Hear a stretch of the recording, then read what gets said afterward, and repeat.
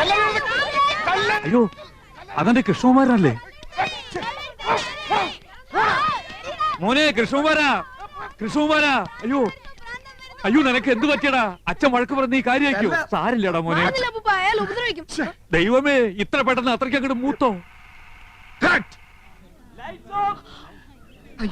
അയ്യോ എന്താണ് ഈ കിടന്ന് കാണിക്കുന്നത്?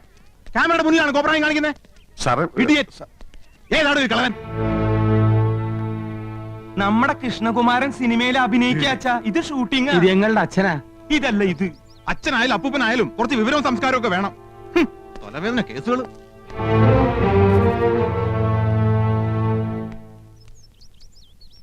സിനിമന്ന് ഡയറക്ടർ എന്നെ കട്ട് ചെയ്യോ? എന്റെ സംശയം അച്ഛൻ കുടുംബത്തിന് നിന്നെ കട്ട് ചെയ്യുമെന്ന്. ഇതാണ് പുതുമുഖങ്ങൾക്കൊന്നും ചാൻസ് കൊടുക്കാത്തത്. ഹീറോയിന്റെ മുടിഞ്ഞു recommendation. Shaji sir, next song cut യമൻ റെഡി ആയി നോക്ക്. ശരി സർ. കോസ്റ്റ്യൂമർ സാർ, യമന റെഡിയാണോ? Ready sir.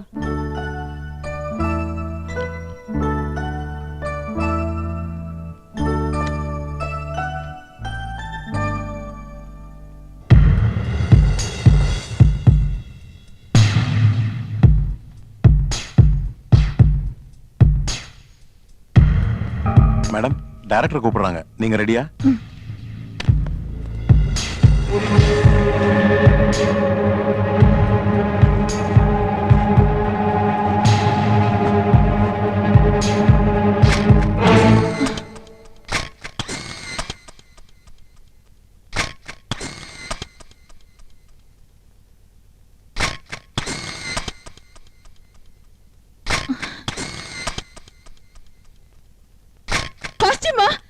யாரோ போட்டோ எடுத்துட்டாங்க.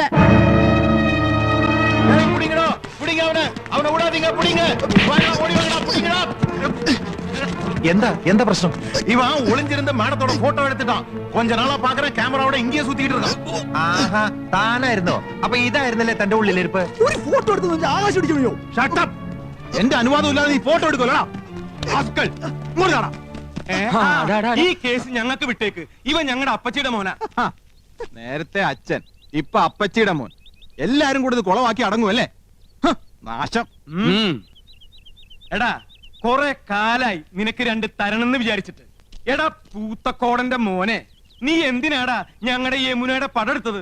മനസ്സുണ്ടായിട്ട് പോയി വല്ല പാറ്റയുടെയോ പല്ലിയുടെയോ പാറക്കൂട്ടത്തിന്റെയോ പടമെടുക്കാൻ പാടില്ലായിരുന്നോടാ പറട്ടെ. നിന്റെ തന്ത പൂത്തക്കോടനെ കാണിക്കാനാണോടാ യമുനയുടെ ഫോട്ടോ? കളിക്കാം നിന്നെ ചെന്ന് കൊല്ലാം.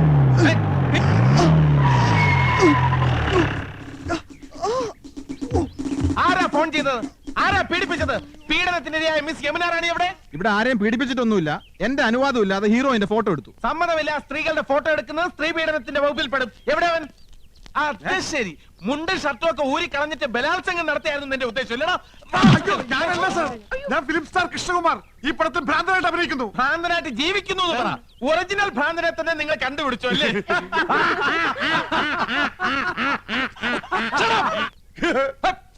ആരും ചിരിക്കരുത്, ശബ്ദം ഉണ്ടാക്കരുത്. സാർ ഇവനാണ് ഫോട്ടോ എടുത്തത്. ഞങ്ങൾ അവനെ കൈകാര്യം ചെയ്തു. Very good. Thank you. പേരെന്താ പറഞ്ഞത്? ഗോപകുമാർ.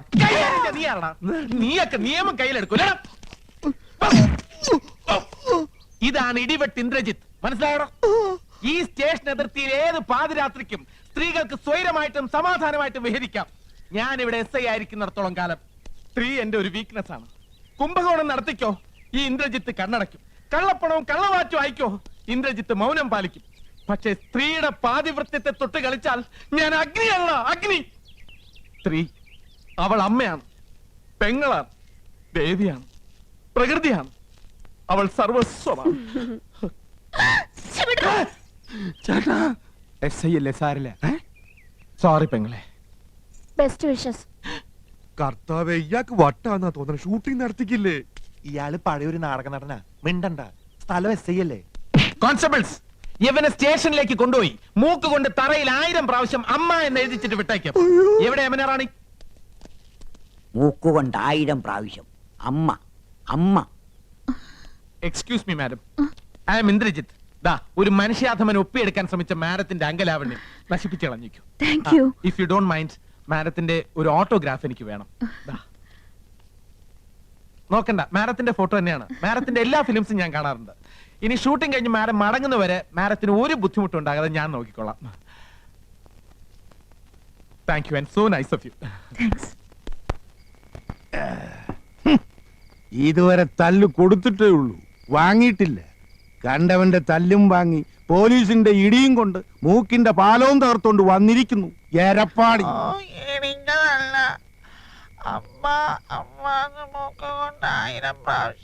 നത്ത് ഇലയ്ക്കും പോലെ എന്തോന്നാടാ ഇത്? മനുഷ്യന് മനസ്സിലാകുന്ന ഭാഷയെ പറയടാ. അയ്യോ അച്ഛാ, പോലീസുകാർ ഇടിച്ചില്ല, മൂക്ക് കൊണ്ട് 100 പ്രാവശ്യം അമ്മ എന്നെഴുതിച്ചതേ ഉള്ളൂ എന്നാ ഏട്ടൻ പറയണേ. 100 അല്ല 1000 പ്രാവശ്യം എഴുതിച്ചു.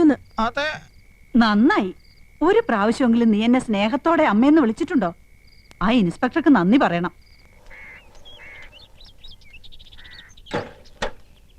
പോസ്റ്റ്.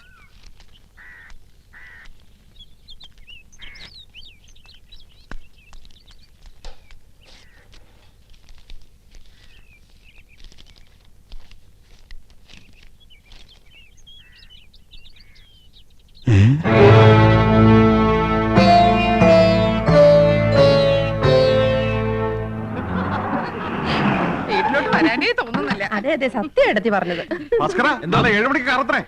നാളെ സ്റ്റണ്ടാ. ഇന്നത്തെ ലവ് സീൻ കലക്കി. യമുനെ വൈകുന്നേരം ചെല്ലാൻ പറഞ്ഞിട്ടുണ്ട്. എവിടാറാണെങ്കിൽ ഇപ്പൊ നമ്മളില്ലാതെ വയ്യതായിരിക്കും. നമുക്കും അങ്ങനെയാണല്ലോ. അച്ഛാ, യമുന റാണി പറയാണ്. അച്ഛാ, അമ്മാവാ അമ്മാവാ അച്ഛാ അച്ഛാ, അച്ഛാ, നമ്മുടെ അച്ഛൻ പോയടാ. ദൈവമേ, ഞാനിത് എങ്ങനെ സഹിക്കും? അറിയിക്കേണ്ടവരൊക്കെ അറിയിക്കേട്ടാ എന്റെ അച്ഛാ. മടിയായില്ല. ഇല്ല, അച്ഛൻ ചത്തിട്ടില്ല മക്കളെ. പക്ഷേ ചത്തതിനൊക്കുമേ ജീവിച്ചിരിക്കുന്നുള്ള അവസ്ഥയായി. ഇതാ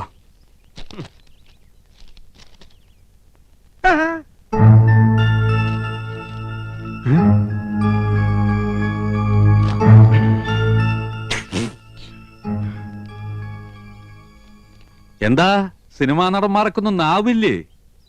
ഫോൺ ബില്ല് എഴുതി വന്നിരിക്കുക. ചെറിയ തുകയുള്ളൂ, 24,639 റുപ്യ. അയ്യോ, 24,639 രൂപയെന്ന്. 24,639 രൂപയെന്ന്. ഒയറില്ലാത്ത മൊബൈലിന് ഇത്രയും രൂപയോ? ഇന്നാ നേരിട്ട് കണ്ട് പറയേണ്ടതും ഒരു കാർഡിൽ എഴുതി ഇടേണ്ടതും ഒക്കെ എല്ലാവരും ഫോണിലല്ലേ വെച്ച് താങ്ങിയത്. ഹോ, എന്തൊരു അത്യാവശ്യമായിരുന്നു ഫോണിന്. കൊണ്ടുപോയി അടക്കേ. ഞമ്മളോടാ കളി. ഹൈദ്രോസ്.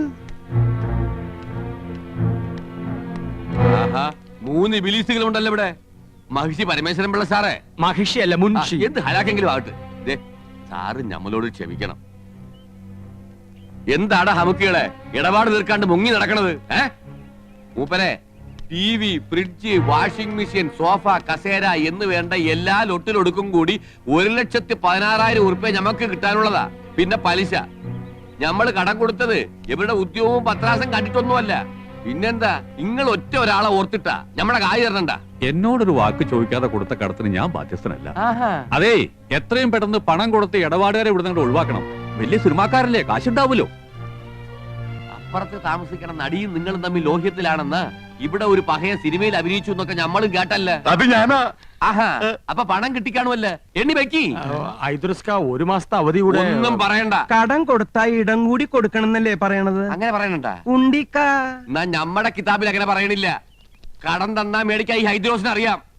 കാതറൂട്ടിയെ ഇങ്ങോട്ട് ഇറങ്ങി പാടാ.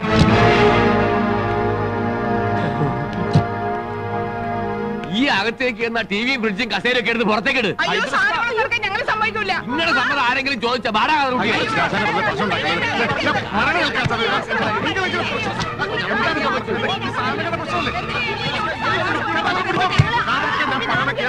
നിങ്ങൾ ബഹളം ഉണ്ടാക്കരുത്. അതാണ് ഞമ്മൾ പറയുന്നത്.